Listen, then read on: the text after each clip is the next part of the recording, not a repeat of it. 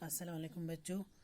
آج ہمیں دنیا کی ناپائیداری کے بارے میں کل ہم نے یہاں تک پڑھا تھا اور آج ہمیں یہاں سے پڑھنا ہے. یہ آپ کی بک کے پیج نمبر 184 پہ ہے جو مرزا شوق صاحب کی مثنوی سے لیا گیا ہے اور اس کی ایک مثنوی زہر عشق ہے، اسی سے یہ لیا گیا ہے جو ایک لڑکی، نوجوان لڑکی اور لڑکے کی محبت کی داستان ہے جو سچائی پر مبنی ہے. کہتے ہیں کہ غیرت حور محجبی نہ رہے، ہے مکان گر تو وہ مکین نہ رہے، جو تھے بادشاہ ہفتے اقلیم، ہوئے جا جا کے زیر خاک مقیم.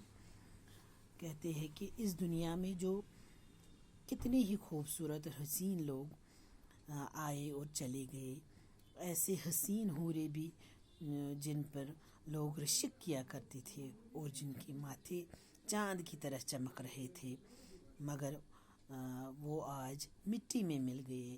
ان میں کچھ کے مکان باقی ہے لیکن وہ خود موجود نہیں ہے.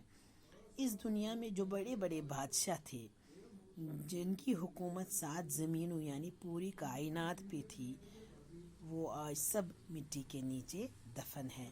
ہفتے اقلیم 7 زمینوں کے مالک جو تھے وہ آج سارے کے سارے زمین کے نیچے دفن ہیں.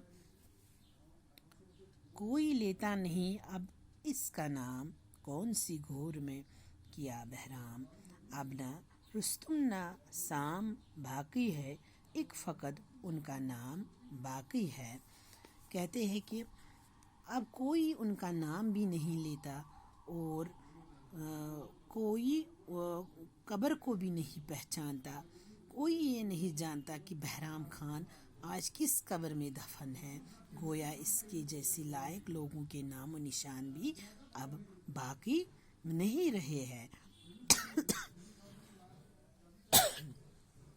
رستم اور سام جیسے پہلوان جن کا بڑا نام تھا، جن کی شہرت دور دور تک پھیلی ہوئی تھی، اب صرف ان کا نام ہی باقی رہ گیا ہے اور وہ خود کب کے مٹی میں چلے گئے ہیں. کل جو تھے اپنے فرق پہ تاج، آج ہے فاتح کو وہ محتاج. تھے جو خود سر جہاں میں مشہور، خاک میں مل گیا سب کا غرور. کہتے ہیں کہ اس دنیا میں کل جن کے سروں پہ تاج تھے اور بڑے بڑے بادشاہ تھے، آج ان کے لیے فاتحہ پڑھنے والا کوئی موجود نہیں ہے. اور جو مشہور و معروف لوگ تھے اور جن کو اپنے آپ پر گھمنڈ تھا، آج ان کا گھمنڈ اور غرور مٹی میں مل گیا ہے. عطر مٹی کا جو نہ ملتے تھے، نہ کبھی دھوپ میں نکلتے تھے، گردش چرخ سے ہلاک ہوئے، استخوان تک بھی ان کے خاک ہوئے. کہتے ہیں کہ جو مشہور و معروف لوگ تھے، ایسے ایسے حسین اور نازک لوگ جو مٹی کی خوشبو کو بھی برداشت نہیں کر سکتے تھے، اپنے حسن کی حفاظت کے خیال سے کبھی دھوپ میں بھی نہیں نکلتے تھے اور کیونکہ کہیں ان کا حسن پھیکا نہ پڑ جائے، آج وہ سبھی لوگ آسمان کی گردش کے شکار ہو گئے. یعنی اس دنیا نے انہیں نیست نابود کر دیا. اب مٹی میں ان کی ہڈیاں بھی موجود نہیں ہیں. تھے جو مشہور کیسر و فغفور، باقی ان کے نہیں نشان قبور. تاج میں جن کے نقطے تھے گوہر، ٹھوکرے کھاتے تھے وہ کاسے سر. کہتے ہیں کہ مشہور و معروف روم اور چین کے عظیم و شان بادشاہ اس دنیا سے چلے گئے اور آج ان کی قبروں کے نشان بھی باقی نہیں رہے. جن بادشاہوں کے تاج ہیرے و جواہرات سے منقش تھے، آج ان کے سر کی ہڈیاں ٹھوکرے کھا رہی ہے اور لوگوں کے پاؤں کے نیچے روندی جا رہی ہے. رشک یوسف جو تھے جہاں میں ہنسی، کھا گئے ان کو آسماں و زمین. ہر گھڑی منقلب زمانہ ہے، یہی دنیا کا کارخانہ ہے. کہتے ہیں کہ جن اس دنیا میں جو حضرت یوسف جیسے حسین و جمیل تھے، انہیں معلوم نہیں کہ زمین کھا گئی یا آسمان نگل گیا، گویا کیسے کیسے خوبصورت لوگ مٹی میں مل گئے۔ چنانچہ شاعر فرماتے ہیں کہ یہ زمانہ وقت اور ہر لمحہ بدلنے والا اور پلٹنے والا ہے، یہاں کسی چیز کو پائیداری حاصل نہیں ہے، یہاں کی ہر چیز مٹنے والی اور ختم ہونے والی ہے، اور اسی کا نام دنیا ہے۔ شاعر اس مثنوی میں اس دنیا کو سرائے فانی سے تشبیہ دیتا ہے کہ دنیا ایک سرائی کی طرح ہے جہاں مسافر آتے جاتے رہتے ہیں، اور یہاں مستقبل طور پر کوئی قیام کرنے والا نہیں ہے۔